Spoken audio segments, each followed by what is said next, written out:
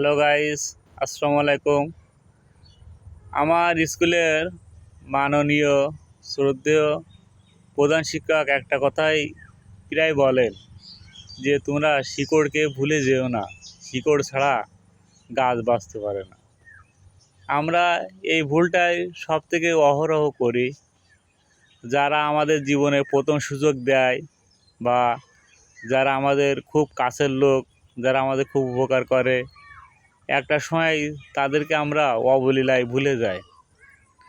এই যে আমার আব্বা 2017 সালে যখন ব্রেন স্ট্রোক করে অসুস্থ হয়ে গেছিল, তখন যদি তৎকালীন নায়েব সাহেব গোলাম রসুল স্যার পৌর ইউনিয়ন ভূমি সহকারী কর্মকর্তা ছিলেন তখন কেশবপুরের, তো তখন তিনি যদি আমাকে ওখানে বাবার বদলি যদি বা বাবার সাথে যদি কাজ করার সুযোগ না দিতেন, তাহলে আজকে হয়তো কখনো আমি এই জায়গায় আসতে পারতাম না।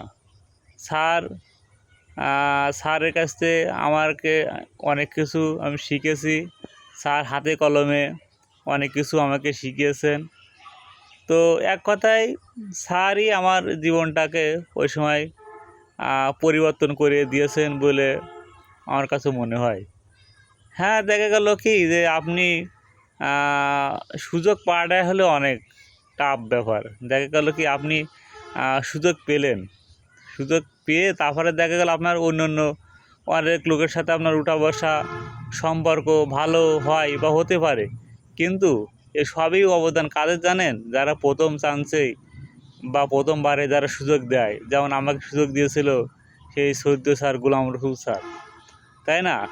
তাই এইটাই, বা অনেকে দেখা গেল কি যে বিপদে আপনার কেউ টাকা আপনাকে করলো, উপকার করলো, তখন আপনার দেখা গেলো আপনি তার একদম একদিন হয়তো ধমক দিয়ে বললেন, এই তুই ওই সময় আমার যে টাকা দিছিলি, এই নে তোর টাকা, ওরকম টাকা আমার কাছে কত আছে। আসলে কিন্তু ওই যে ক্রিটিক্যাল মোমেন্টে আপনাকে যে টাকাটা দেওয়া হয়েছিল, তাই না, ওই টাকা কি আপনার ওই যে বিপদের সময় যে উপকার, ওই ঋণ কিন্তু আপনি কখনোই শোধ করতে পারবেন না।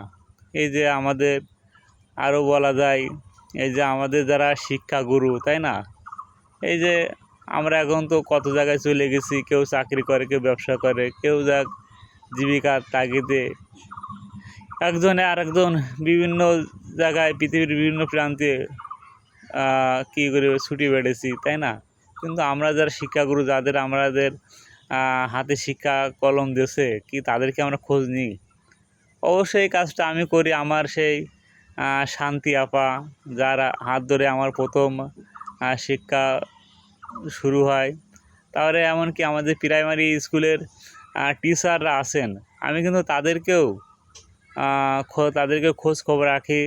এবং আমার প্রাথমিক বিদ্যালয়ের মেজো আপা নাজমা বেগম, তিনি খুবই অসুস্থ, তার জন্য দোয়া করবেন, তিনি যেন খুব সুস্থ হয়ে যায়, আল্লাহ তার উপর রহমত বর্ষিত করুক। তো এইভাবে যদি আমরা প্রত্যেকটা গাছের শিকড় যদি আসলে যদি আমরা যত্নবান হই, তারা আসলে আস্তে আস্তে তারা আরও সুস্থ যত উঠবে, তত আমাদের পৃথিবীটা, সমাজটা আরও সুন্দর হয়ে যাবে। আসসালামু আলাইকুম।